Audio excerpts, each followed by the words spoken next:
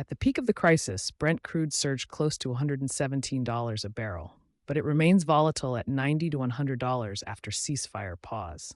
Liquefied natural gas, LNG, took an even harder hit.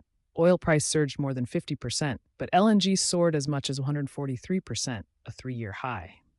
In Asia, supply risk is significant because 20% of global oil and major LNG flows via Hormuz to the region. Here's the difference between the two sources of the shock. LNG is the binding constraint. Oil is volatile, but more substitutable. By April 12th, the region is overshadowed by LNG tightness, shipping frictions, foreign exchange pressure, and already locked second quarter damage. What's compounding the challenges is that Prime Minister Netanyahu's brutal military campaign in Lebanon severely strained the fragile U.S.-Iran peace talks, which ended without a final deal on Sunday. This will further downgrade economic prospects in Asia and the world at large. Inflation, industrial slowdown, bottlenecks. In energy crises, inflation has always been a dominant transmission channel. A shortage of fuel, electricity, and fertilizers means that increased costs for businesses, higher wages, rising shipping costs, higher prices for raw materials, are passed on to consumers across a wide variety of goods and services. LNG shock tends to result in an industrial slowdown. As prices soar for petrochemicals, plastics, and fertilizers, a major disruption has ensued in Asia, the world factory. In this regard, the gas-reliant Japan, Korea, and Vietnam are the most exposed. In shipping and logistics, the Hormuz disruption means higher freight plus insurance expenses, which have resulted in supply chain bottlenecks across Asia. With foreign exchange and capital flows, oil importers have suffered currency depreciation. As central banks delay rate cuts, tight financial conditions ensue. Nor is tourism immune to airfare spikes and Middle East airspace disruptions. For now, the impact is moderate, but that could change if the crisis lingers. Systemic shock. The Iran crisis is primarily an oil, LNG, and supply chain shock. In East Asia, it is manifested as industrial squeeze. In Southeast Asia, it is reflected by inflation and the foreign exchange squeeze. Ceasefire relief does not mean normalization. Due to uncertainty, risk premium persists even if prices dip. The status quo has deteriorated faster than consensus estimates suggest, as evidenced by the Philippines. Not so long ago, the Marcos Jr. government still suggested that the stage was set for 5 to 6% growth. Now, some multilateral institutions have downgraded the country's GDP growth to 3.6 to 4.4%. Across Asia, growth estimates are being recalibrated.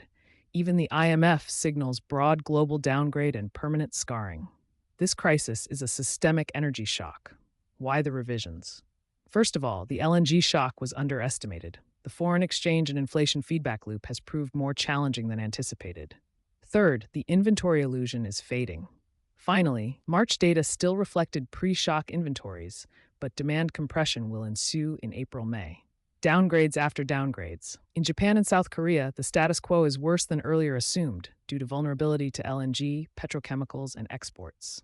In Japan, inflation and weak yen have adverse implications. The central bank is reassessing the rate trajectory. South Korea's GDP growth is likely closer to 1% or below, not 1.5%. As a trade, shipping, and refining hub, Singapore remains highly sensitive to freight costs and energy flows. It is facing a large downgrade in percentage terms. Ever since the first Trump administration, China has been buffered by multiple U.S.-led penalties. But it benefits from Russian energy and diverse policy tools. Though resilient, Beijing must cope with weakening export and industrial demand. Vietnam is trying to manage its rising supply chain exposure, particularly manufacturing input costs, plastics, chemicals. With lagged effect, the damage is accelerating. With its very high oil dependence and scarce reserves, Philippines is already facing energy emergency, a currency shock, and transport disruptions, amid the greatest corruption debacle and political polarization in decades. Risk trajectory if war persists. So, what if the ceasefire fails and the war persists another month? Oil prices would rebound toward 105 to 120s as risk premium returns. If the crisis intensifies, they would surge to the $150 territory. LNG prices would stay elevated and spike further with tight supply. Inflation would surge with a lag in the second and third quarters. Foreign exchange would suffer further depreciation, especially in Korea, Philippines, PHP, and Indonesia, IDR. At the same time, supply chains would crumble further with inventories depleted. Key escalation triggers feature a renewed Hormuz disruption, Qatar LNG outages, and crisis expansion to Bab el Mandeb, which would serve as a trade shock multiplier. According to the IMF, the Iran shock is already affecting 80% of countries.